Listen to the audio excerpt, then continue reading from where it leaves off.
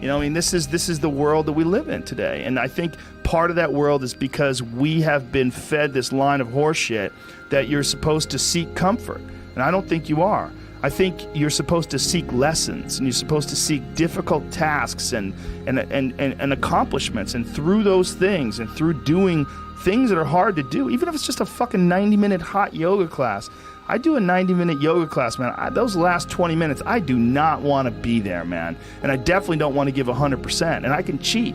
I can kind of half-ass it. I can. But if I don't, and I get through it, when that time is up and the lady says namaste and everybody gets up, I'm like, fuck, man, I made it. You know, I lost 15 pounds. My fucking yoga mat is drenched to the point where I could literally wring it out and fill a jug up with water. But through that struggle, I will now have a better day. And I better fucking do it again tomorrow. Or do something else. Because if I just think, well, tomorrow I'm just going to coast and eat Twinkies and watch TV. Oh, hello, sadness, my old friend. Hello, depression. Because when you're not doing anything, you feel like shit. And that's just a part of being a human being. And we can pretend that we're something other than what we really are. And we can pretend, nah, me, man, I'm just cool, just chilling, doing nothing.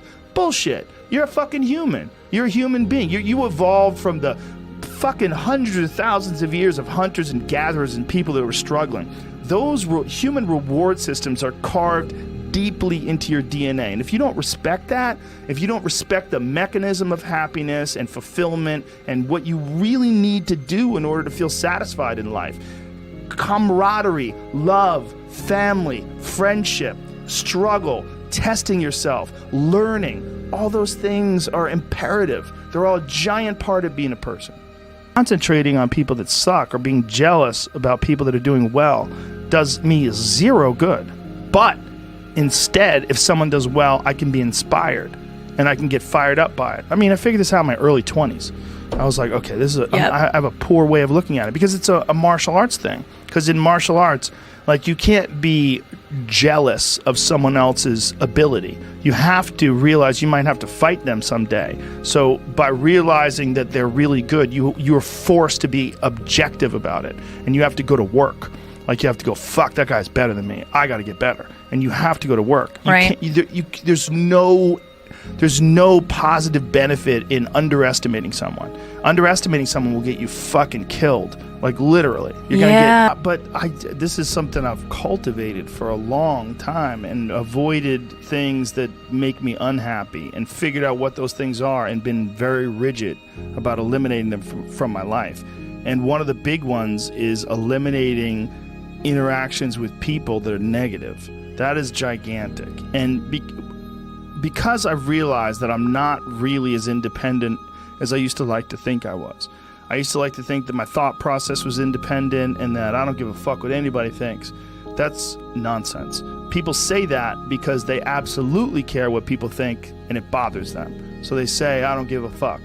But that I don't give a fuck stuff is almost entirely nonsense. You do care. And you care in both ways. You care if people are critical of you, care if people are positive of you, but you also care if people are living positive lives and they're motivating you. That's a big one. People are fuel, and other people, it's one of the reasons why I like talking to people, one of the reasons why I like to do podcasts, because I get a lot out of, like just talking to you about your time in the monastery or your push to get to that 100 miles. Like, you get energy out of people like that, and you think about this energy and you think about this inspiration when you're doing other things. And it also sets in your mind that when you meet these exceptional people that move you, like, what are the characters, what are the qualities that they have, what are the characteristics that they possess, and those things become significant and important to you. Whereas if you live around a bunch of people that are complaining and bitching about everything, and they see the negative in everything, and they're always whining, those people are the opposite of that. They're the opposite of inspiration, and they're mud. You're just like, bleh. It's like you're up to your ankles in mud. You try to trudge through life. It's difficult. You're not light. It's not pushing you. There's not a wind at your back. The wind's in your face, and it's rough, and over time, I've learned that these people, you're not going to fix them. I used to want to fix them when I was young. I used to want to go, hey man, I see what you're doing. Like, dude, don't do that anymore. Listen, just do this and stop doing that and start doing this. And if you just work towards this, you could be successful. And then a week later, the guy's doing the same shit. You're like, okay, right. I'm wasting a significant amount of my energy on someone who doesn't want to waste any of their energy on themselves. And so managing the community and the tribe that you're in, making sure that you're a good member of that tribe, that you're doing your part, and there's a lot of cynicism in these days about inspiration and about motivation, because there's a lot of fake shit. You can go on Instagram and you see a million of these inspirational quote pages, and they're run by people that are probably depressed. You see a lot of people that are, talking about how to get ahead in life, but they're not really doing anything themselves. So there's a lot of cynicism involved in that. But there's also sincerity in it. And you can get, if you just look at it with a pure heart and a pure mind, you can get a lot of energy out of that. And when you're around happy, inspirational people that are successful, it makes you feel better and you get inspired. And if you act on that inspiration, your life will be more fulfilled. And it's not just inspirational in terms of financial success, but in terms of doing difficult things, whether it's running 100 miles, it doesn't pay you a goddamn thing other than the wealth of the knowledge that you can push yourself to such an extreme.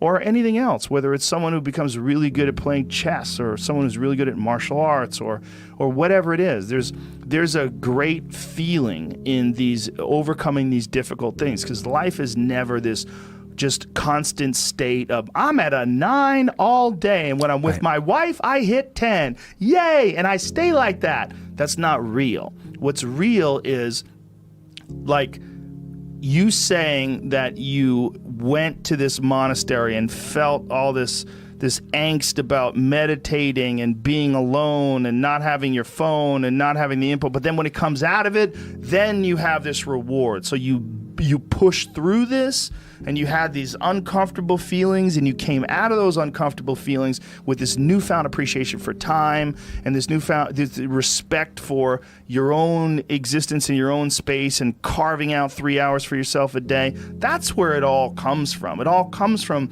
life lessons, and the lessons are learned through struggle.